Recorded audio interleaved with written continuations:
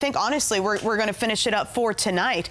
I think the worst of the rain will be tonight, and tomorrow will simply be scattered. I think the heaviest rainfall tomorrow will generally be affecting southeastern Florida, so our friends off toward Broward County, Miami-Dade. Here we go with the very latest from the National Hurricane Center as of 11 o'clock, so about 15 minutes early. Sustained winds of 40 miles per hour, so technically yes, those are tropical storm force winds, but as we talked about, you have to have a distinct center of circulation at the surface in order to be qualified as a tropical storm. But regardless, our impacts here, they don't change. We're going to be dealing with tropical storm force wind gusts. So again, gusts tonight in excess of 40 miles per hour. And of course, heavy rainfall, my biggest concern, as we've already seen, some very heavy rain across the area. Tropical storm warnings stay in effect until further notice. And basically for tonight, we'll have those big gusts, 40 to 50 miles per hour. Flooding rainfall for most of us, those totals will range from 4 to 8 inches.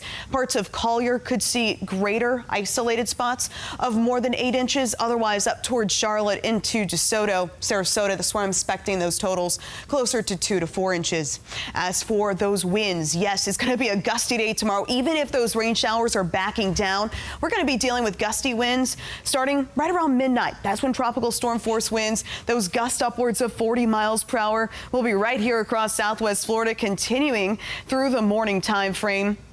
But then notice heading into the afternoon, big improvements are expected. So the rain is well offshore at this point. The breeze tapers for the afternoon, and for us, basically by tomorrow night, I think we're free and clear of this particular storm system. As Andrew just showed you, it's very lopsided. Here you go.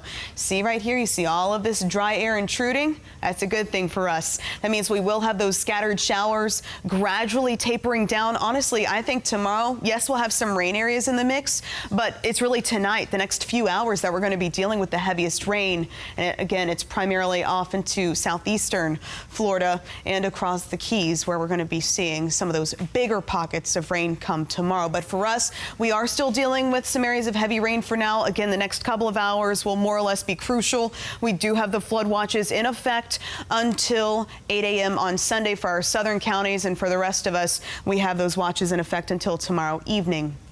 Flood advisory still in effect for our friends in North Naples, as well as Lely. And also that rip current threat, just want to point this out, for coastal Collier County, that is a high threat for tomorrow and ending on Sunday morning. So of course, it's something we're watching for you very closely. Notice, yes, those showers will be winding down by tomorrow morning, and then by the afternoon, simply scattered rain forecast, and that breeze gradually tapering off as well.